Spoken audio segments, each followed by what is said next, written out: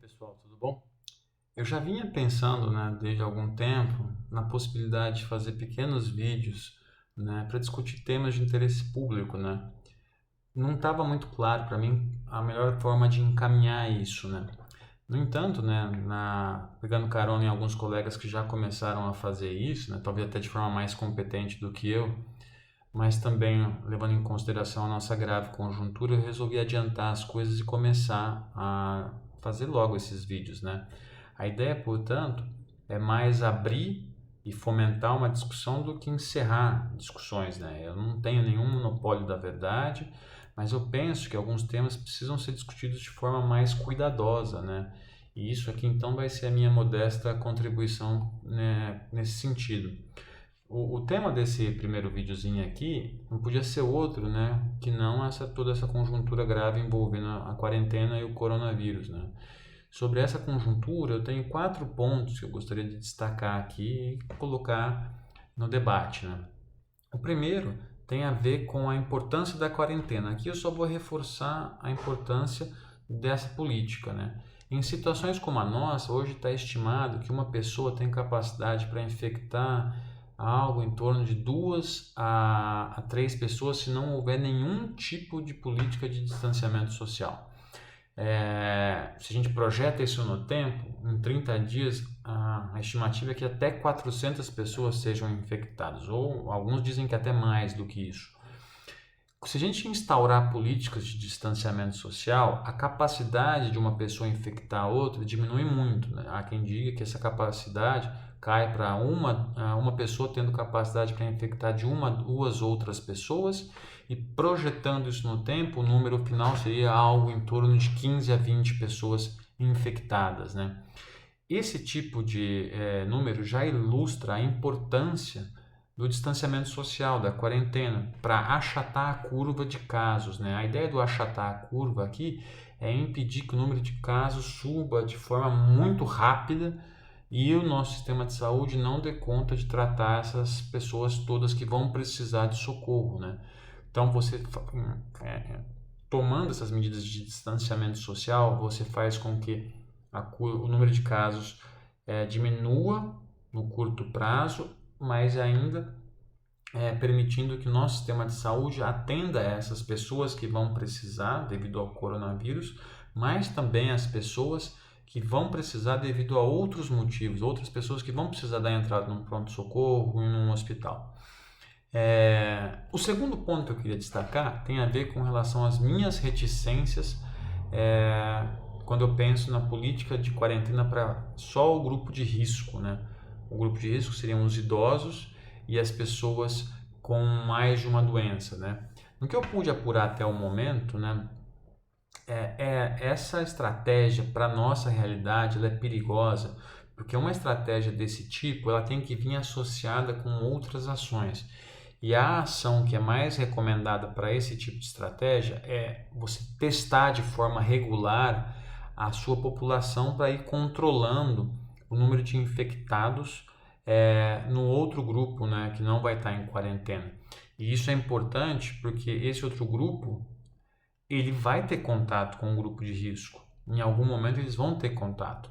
E a forma para você controlar isso é testar a sua população com alguma regularidade, No Brasil, hoje, a gente está fazendo muito pouco teste. Só a pessoa que chega com um sintoma é testada, E de modo que tem muita gente que está subdiagnosticada. Ela não sabe que tem a doença, continua circulando e infectando outras pessoas. Só a título de exemplificação, o Brasil hoje testa 14 pessoas por milhão de habitantes. A Coreia do Sul, um dos países que mais testam pessoas no mundo, testa 6.148 pessoas por milhão de habitantes, Na Coreia do Sul, os relatos que chegam é que você tem esquemas de drive-thru lá em que a pessoa entra com o carro, se coleta a sua saliva, a pessoa vai embora e depois de 3 dias ela recebe um SMS dizendo se ela está infectada ou não e se ela estiver infectada qual que é o protocolo que ela tem que seguir, Isso é uma coisa que hoje o Brasil ainda não tem condições de fazer. O terceiro ponto que eu queria destacar tem a ver com a natureza, né, da nossa quarentena, né, da nossa política de distanciamento social. O governo hoje está restringindo a movimentação da população mediante o fechamento de bares, restaurantes, boates, escolas, universidades, enfim, uma série de estabelecimentos, né, fazendo com que as pessoas fiquem mais em casa, né? Há algumas cidades, inclusive, que, salvo engano, elas instauraram um toque de recolher, de tal hora, ninguém pode circular na rua. No entanto, serviços essenciais como saúde, alimentação, coleta de lixo, segurança pública, esses infelizmente não podem parar. Então, até onde eu consegui apurar, por enquanto ainda não há perigo de uma crise de abastecimento, porque os caminhoneiros, por exemplo, eles estão circulando, eles fazem parte desse tipo de serviço essencial. Logo, para que nós não coloquemos em risco essas pessoas que infelizmente não podem parar e de forma muito corajosa ainda estão batalhando aí, é que a gente tem que se afastar. E aí impedindo que essas pessoas sejam contaminadas e deixem de prestar esses serviços essenciais, né? O quarto e último ponto que eu tenho para destacar tem a ver com toda a discussão envolvendo o impacto da crise do coronavírus e o impacto da crise econômica que virá depois. Eu tenho muitos amigos que são empreendedores, que eles estão muito preocupados, né, com a situação, pois em breve, daqui a um mês, dois, eles não vão ter mais como custear os seus empreendimentos, né? Enfim, não vão poder mais pagar a folha de salário. E aí, o que a gente faz? Então aqui eu acho que a gente tem que ter clareza na situação, né? A gente está vivendo agora, passando por tempos extraordinários, né? Logo, a conduta econômica a ser tomada tem que ser extraordinária, né? As pessoas precisam ficar em casa para fazer a curva se achatar e o sistema de saúde dar conta de atender todo mundo. Só que para ficar em casa, as pessoas vão precisar estar tranquilas, saber que vão ter recurso para se alimentar, para se medicar, para pagar aquelas outras pessoas que dependem dela. Então, aqui eu queria propor uma série de reflexões. A primeira é que eu acho que a gente tem que ter em mente que a gente tem um Estado que nos governa. Esse mesmo Estado que nos cobra impostos em determinados momentos é o Estado que tem que vir ao nosso auxílio quando a gente passa por momentos como esse de crise, né? É esse Estado que tem que vir ajudar as pessoas mais fragilizadas nessa conjuntura. Esse é um momento desse em que o Estado precisa vir nos ajudar. Então, a nossa economia pode estar fragilizada devido aos anos de crescimento ruim, mas existem ferramentas econômicas para que os governos atuem nesse momento. Então, por exemplo, os Estados Unidos estão enviando cheques de $1.200 para a sua população. Ontem, o nosso Congresso aqui no Brasil aprovou o que alguns estão chamando de Corona Voucher, né? Os trabalhadores informais vão receber R$600 por mês e as mães que sustentam as suas famílias vão receber 1.200. Esse é um valor superior ao que o governo estava querendo passar, né? Que era de R$200. Além desse voucher, né? Que vai durar, a duração dele é até 3 meses, né? Depois pode ser revisto, se eu não me equivoco. O governo hoje aprovou uma linha de crédito emergencial para pequenas e médias empresas pagarem a folha de salário de seus funcionários, né? Esse programa, segundo estimativas do governo, tem capacidade para atingir 12 milhões de pessoas e 1,4 milhões de empresas, né? Então, você vê o governo injetando recurso na nossa economia. Além dessas medidas que injetam recurso direto, outras medidas já haviam sido tomadas, né? E que eu acho que vale a pena destacar aqui.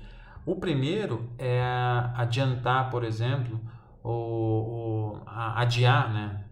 adiar por 3 meses o prazo para as empresas pagarem o FGTS. Outra medida que já está em vigor, né?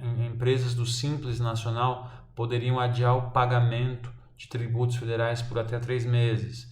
Havia uma linha de crédito de 5 bilhões do FAT, né, Fundo de Amparo ao Trabalhador, para micro e pequenas empresas. Foi antecipado para abril e maio o pagamento do 13º de aposentados e pensionistas do INSS. Foi aumentado o orçamento do Bolsa Família, se não me engano, para algo em torno de 3 bilhões, mais 3 bilhões de reais, algo que já tinha de orçamento Bolsa Família. E, por fim, uma última medida que já está em vigor é a suspensão de prova de vida dos beneficiários do INSS por 120 dias. São medidas que, ainda que elas não injetem diretamente recursos na economia, mas elas são medidas que apontam que há instrumentos econômicos para o governo atuar. Então, com base nisso, é que eu não entendo porque muitas pessoas parecem se esquecer que o governo tem que governar para o povo, e nesse momento o povo, sobretudo a população mais carente, precisa de socorro, né? Essa população está fragilizada e ela vai precisar de atenção nos próximos meses.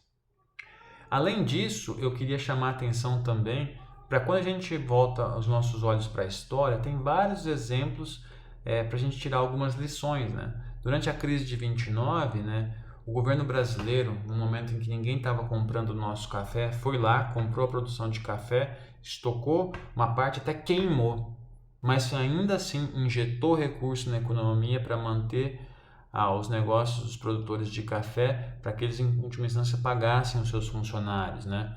Logo após a Segunda Guerra Mundial, por exemplo, ainda que aqui existam questões geopolíticas envolvidas também, os Estados Unidos injetaram dinheiro do seu país, do seu contribuinte na Europa, porque eles sabiam que a recuperação de países europeus mediante o que ficou conhecido como Plano Marshall era de suma importância para a economia mundial, né?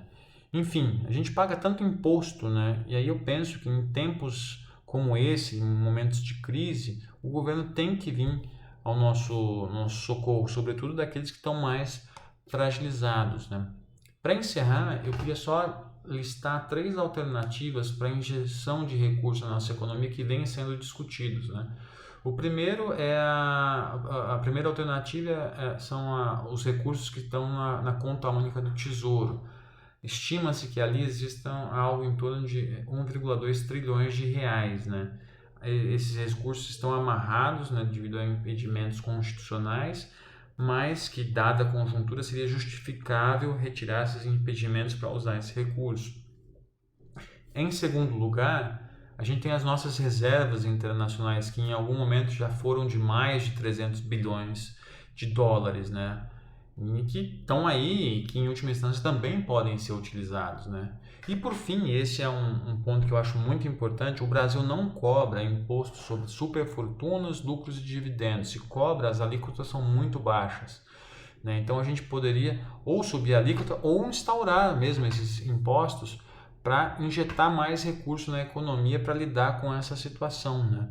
Enfim, eu penso, né, que existem alternativas. O que não pode é a gente ter qualquer tipo de interdição ideológica e política para pensar essas alternativas. A gente está num momento em que precisamos ajudar os mais fragilizados, e qualquer tipo de interdição agora para pensar alternativas é ruim.